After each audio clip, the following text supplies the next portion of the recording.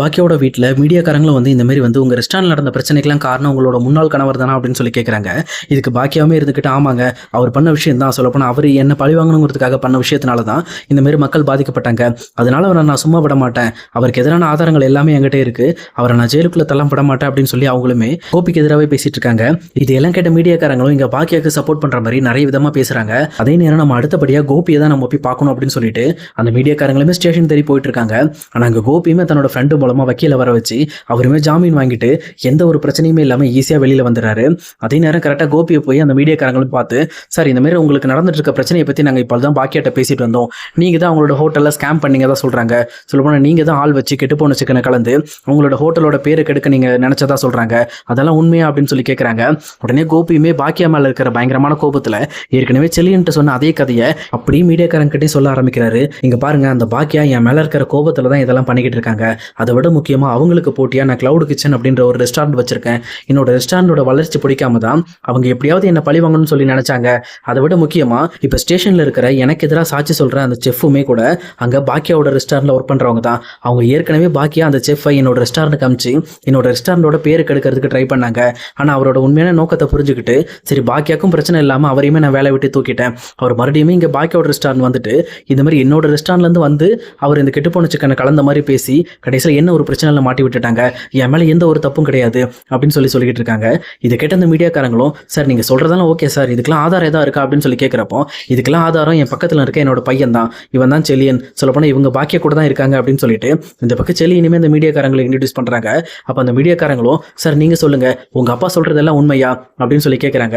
இந்த பக்கம் செல்லியனுமே இருந்துக்கிட்டு, இல்லைங்க எங்கள் அப்பா மேலே எந்த தப்பும் கிடையாது, பட் ஆனால் அவர் அந்த தப்பு பண்ணியிருக்க மாட்டார் அப்படின்னு சொல்லி சொல்கிறாங்க. அந்த மீடியாக்காரங்களும் செல்லியின் வாயிலிருந்து ஒரு விஷயத்தை உருவறதுக்காக, நீங்க தெளிவா சொல்லுங்க, அப்ப இதுக்கெல்லாம் காரணம் உங்க அம்மா தானா அப்படின்னு சொல்லி கேட்கறாங்க. அப்ப பக்கத்துல இருக்க கோபியுமே செல்லியன் கிட்ட, சொல்லு செல்லியன், என் மேல எந்த தப்பு இல்லைங்கிறது நீ சொல்லு, நீயாவது என்ன முழுசா புரிஞ்சுக்க அப்படின்னு சொல்லிட்டு இந்த பக்கம் செல்லியன்டையுமே பேச ஆரம்பிக்கிறாங்க.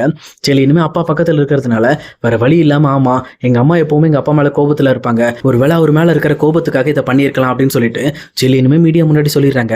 இது கேட்டோன்னு மீடியாக்காரங்களும், அப்ப கிட்டத்தட்ட அவங்களோட பையன் சொல்றது உண்மையா இருக்க வாய்ப்பு இருக்கு, ஒருவேளை அந்த அம்மா தான் இவர் மேல தப்பான பொய் கேஸ் போடுறாங்க போல இருக்கு அப்படின்னு சொல்லிட்டு இங்க கோபிக்கு ஆதரவும் ஒரு சிலர் பேச ஆரம்பிக்கிறாங்க. அதே நேரம் அந்த வீடியோவுமே மீடியாவில் பயங்கரமாக ஃபேமஸ் ஆக ஆரம்பிக்குது. இன்னொரு பக்கம் இது எல்லாத்தையுமே செல்வியுமே டிவியில் பார்த்துட்டு, இங்கே பாருக்கா உங்கள் பையன் செல்லியன் பண்ண வேலையை பார்க்கா, அவன் உனக்கு எதிராகவே சாட்சி சொல்லியிருக்கான், அதை விட முக்கியமாக நீ கோபி சார் மேலே இருக்க கோபத்தினால தான் நீயே உன்னோட ரெஸ்டாரண்ட்டில் இந்த மாதிரி கெட்டு போன சிக்கனை கலந்துக்கிட்டு அதை கோபி சார் மேலே பழிய போட்டு அவரை உள்ள அனுப்ப நீ ட்ரை பண்ணுறன்ற மாதிரி பேசுகிறாங்க. எனக்கு தெரிஞ்ச வரைக்கும் இவங்களுக்காக நீ எதுக்காக போராடிக்கிட்டு இருக்க, இவங்க எல்லாரையும் வீட்டை விட்டு அடித்து துரத்துக்கா, நீ உனக்காக வாழ ஆரம்பி, உன்னை நம்பி இருக்கவங்களுக்கு மட்டும் நீ வாழ ஆரம்பி அப்படின்னு சொல்லிட்டு செல்வியுமே சொல்றாங்க. ஆனா இதையெல்லாம் கேட்டுட்டு இருந்த பாக்கியாவும், சும்மார் செல்வி, ஏற்கனவே நான் பயங்கரமான கோபத்துல இருக்கேன், சொல்லப்போனா எனக்கு பயங்கரமா டென்ஷன் ஆயிட்டு இருக்கு, நான் என்ன பண்றேனே தெரியல, நான் நம்புற எல்லாருமே அங்க கோபிக்கு மட்டும் தான் சப்போர்ட் பண்ணிட்டு இருக்காங்க, என்னை யாருமே புரிஞ்சுக்க மாட்டேன்றாங்க, இதுல நீ வேற தேவையில்லாத பேசி என்னை ஏத்தி விடாத அப்படின்னு சொல்லிட்டு பாக்கியாவுமே சைலண்ட் ஆயிடுறாங்க. அதே நேரத்தில் இங்க ரிலீஸ் ஆன கோபியுமே ராதிகாவை பார்க்கறதுக்காக ராதிகாவோட வீட்டுக்கும் வராங்க.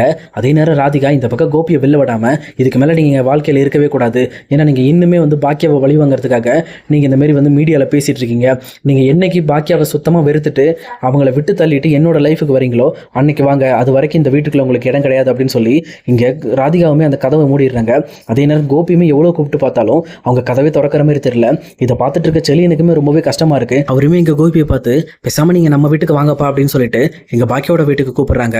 அப்ப கோபியுமே இருந்துகிட்டு, நாங்க வந்தேன்னா அவ இன்னுமே கோவப்படுவாப்பா, அது மட்டும் இல்லாமல் உங்களுக்கும் கெட்ட பேர் ஆகும் அப்படின்னு சொல்லிட்டு ரொம்பவே நல்ல ஒரு மாதிரி பேசுறாங்க.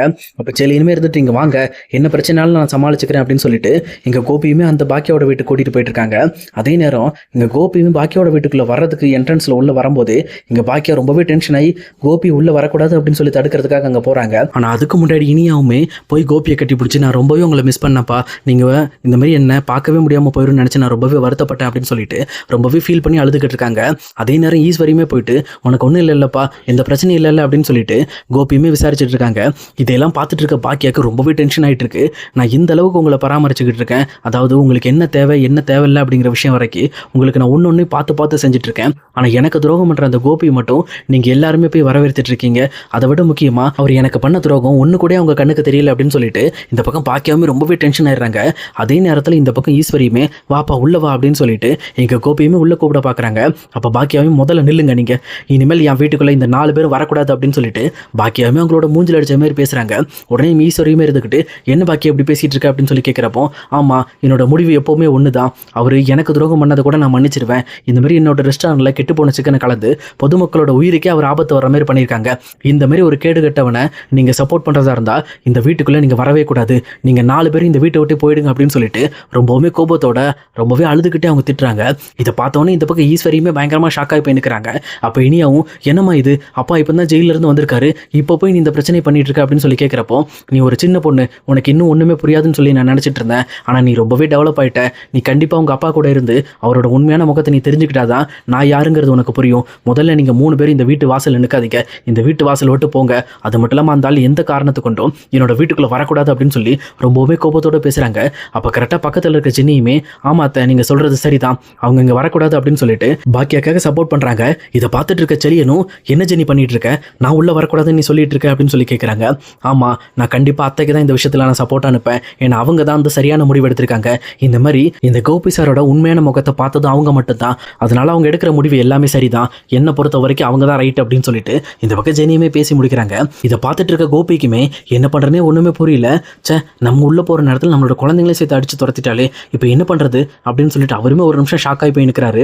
இன்னொரு பக்கம் இங்கே ஈஸ்வரியோட மனசுலையுமே நம்ம உண்மையிலுமே பாக்கியாவோட மனசை கஷ்டப்படுத்துற மாதிரி ஏதோ பண்ணிட்டோம் போல இருக்குது அப்படின்னு சொல்லிட்டு அவங்க ஆள் மனசில் யோசிச்சாலும் அவங்களோட தாய் பாசம் இன்னுமே வந்து கோபி பக்கம் தான் நிற்குது. அவங்க கோபியோட கையை பிடிச்சிட்டு அந்த வீட்டை விட்டு வெளியில் போகிறதுக்கும் தயாராக தான் இருக்கிறாங்க. அதே நேரம் பாக்கியா சம்மதம் கொடுத்துட்டாங்க அப்படின்னா அந்த வீட்டுக்குள்ளே வரதுக்கும் தயாராக தான் இருக்காங்க. அவங்களுக்கு தேவையானது கோபி மட்டும்தான், கோபி தான் ரொம்ப முக்கியம் அப்படின்ற மாதிரி ஒரே எண்ணத்தோடு இருக்காங்க.